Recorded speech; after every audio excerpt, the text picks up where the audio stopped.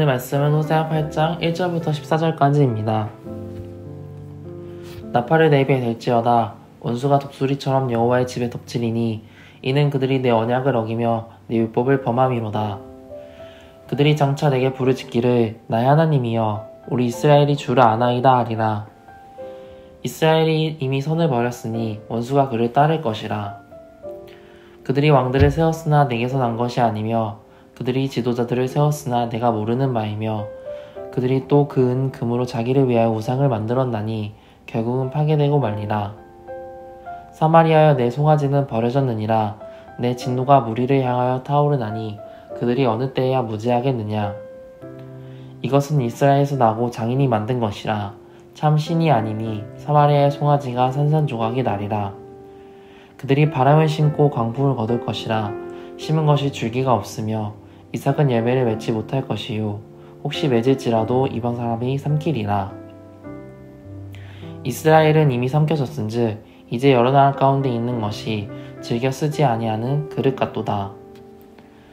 그들이 홀로 떨어진 들나귀처럼 아수르로 갔고 에브라임이 값주고 사랑하는 자들을 얻었도다.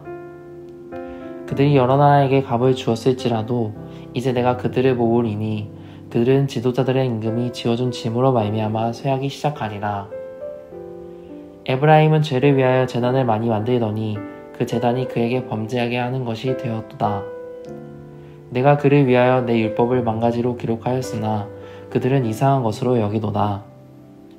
그들이 내게 고기를 제물로 드리고 먹을지라도 여호와는 그것을 기뻐하지 아니하고 이제 그들의 죄악을 기억하여 그 죄를 벌하리니 그들은 애굽으로 다시 가리라.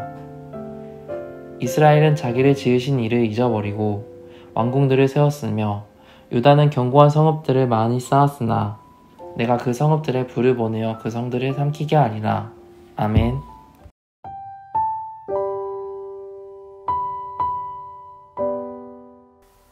호세아 선지자는 북이스라엘을 향해 하나님의 심판을 예언한 선지자입니다. 오늘 말씀 1절에 보니 나팔을 불라고 하죠. 그것은 북이스라엘에 대한 심판의 도구인 아수르의 침공이 다가왔음을 예고하는 것입니다. 하나님의 심판이 다가왔지만 이스라엘은 회개하지 않고 있습니다. 그들의 삶에는 변화가 없습니다. 그들은 하나님과 상관없는 일들을 하면서 마치 그것이 거룩한 일인 양, 하나님의 마음을 돌릴 수 있는 일인 양 생각하며 살고 있습니다. 이 본문에 세 가지로 그들이 했던 하나님과는 상관없는 일들이 나옵니다. 그들은 그 일들을 아주 열심히 했습니다. 그리고 딱 하나 하나님께서 아니 그런 거 말고 이걸 해라 라고 말씀하시는 게 나옵니다. 하지만 이스라엘은 하나님께서 주신 그 한 가지 일을 마치 그들과는 상관없는 일처럼 여기고 무시합니다. 그 결과 그들은 심판을 피하지 못할 것입니다. 오늘 본문에서 이스라엘이 행한 하나님과 상관없는 세 가지 열심, 그리고 그들과 상관없다 여겨 무시한 중요한 일 한 가지를 봅시다. 그리고 오늘 우리의 삶에 적용해 보겠습니다. 첫째로 그들은 지도자들을 의지했습니다. 4절에 그들이 왕들을 세웠으나 내게서 난 것이 아니며 그들이 지도자들을 세웠으나 내가 모르는 바이며. 이스라엘은 생각하기를 하나님께서 우리에게 왕을 주셨으니 우리나라는 안전할 것이라 여겼습니다. 지도자들이 이렇게 많은데 우리나라가 망하겠어? 라고 생각한 것이죠. 하지만 하나님은 말씀하십니다. 내가 세우지 않은 왕, 내가 모르는 지도자들이 아무리 많다 해도 그것은 나라의 안전과는 상관없다고 말입니다. 로마서에서 바울이 말하듯 모든 국가 권력은 하나님으로부터 난 것입니다. 하지만 지도자들이, 이 국가의 권력을 가진 이들이 하나님께서 주신 거룩한 소명을 망각할 때 그들은 하나님으로부터 온 권력이 되지 못합니다. 그런 지도자들 밑에서 사회의 안전과 거룩함을 찾기는 어렵습니다. 때로는 비그리스도인 지도자를 통해서도 하나님께서 일하시는 것을 봅니다. 반대로 기독교 종교를 가진 지도자라고 해서 다 하나님의 일꾼이라고 말할 수는 없습니다. 이 북이스라엘은 타락한 왕과 지도자들을 의지하고 있었지만 그들을 의지하는 것은 하나님께서 보실 때에 하나님과는 상관없는 일들이었습니다. 둘째로 그들은 이계명을 어기며 하나님을 잘못 섬기고 있었습니다. 4절에 그들이 또 그 은, 금으로 자기를 위하여 우상을 만들었나니 결국은 파괴되고 말리라. 북이스라엘은 우상을 만들었습니다. 그렇다고 이스라엘 사람들이 다른 신을 섬겼다는 의미는 아닙니다. 물론 바알을 비롯한 이방 종교가 이스라엘에 들어오긴 했지만 본문에서 말하는 우상, 그들이 만든 송아지 우상은 그들이 하나님을 우상으로 만들었음을 의미하는 것입니다.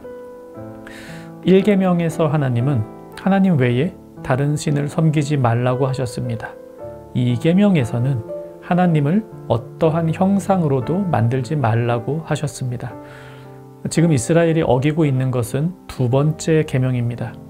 마치 아론과 이스라엘이 송아지를 만들어서 이것이 우리를 애굽에서 인도한 하나님이다 라고 했던 것처럼 이스라엘은 송아지 우상을 만들어 그것을 하나님처럼 섬기고 있었던 것입니다. 그런 우상 앞에 백날 절을 한들 하나님께서 그들의 기도를 들으시겠습니까?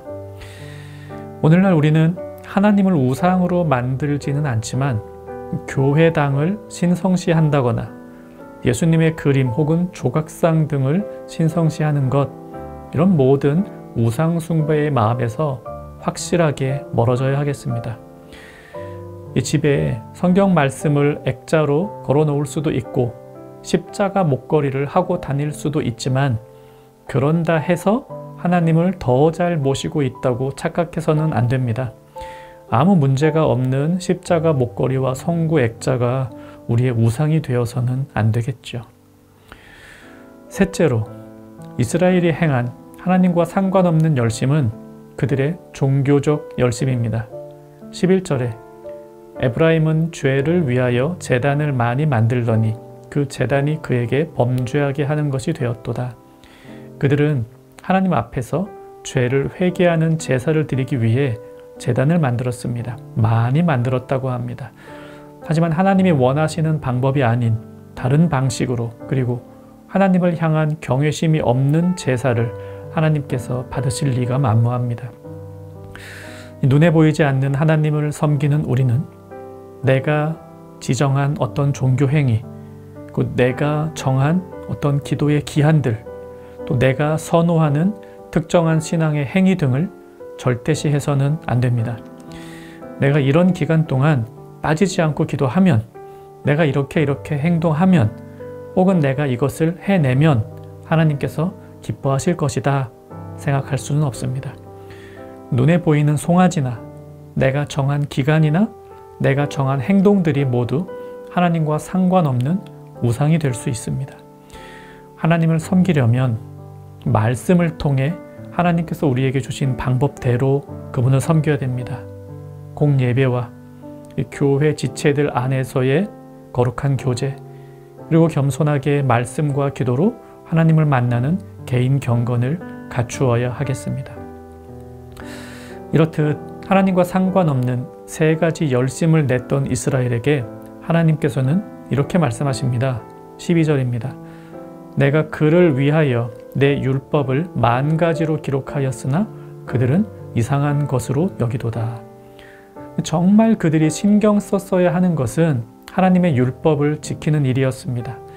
하지만 정작 그들은 하나님의 율법을 이상한 것으로 여겨 그들과 상관없는 것으로 여겼던 것입니다. 그들은 왕을 의지할 게 아니라, 우상을 만들 게 아니라, 종교적 열심을 낼 것이 아니라 하나님의 말씀에 순종했었어야 했습니다. 오늘 우리도 그렇죠. 우리에게는 하나님의 말씀이 한 권의 책으로 주어졌습니다. 이 말씀을 나와 상관없는 것으로 여기면서 하나님을 섬길 수는 없습니다. 이 말씀을 알아야 이 말씀에 기록된 대로 지켜 행할 수가 있습니다. 하나님은 오늘도 바로 그런 이들을 찾으십니다. 말씀 생각하며 기도합시다. 하나님과 상관없는 열심을 내며 하나님과 멀어지지 않게 하소서. 하나님이 주신 말씀을 읽고 듣고 묵상하고 공부하고 순종하여 하나님과 가까워지게 하소서. 오늘 하루 하나님 주신 말씀과 더 가까워지는 정영가족 되기를 바랍니다.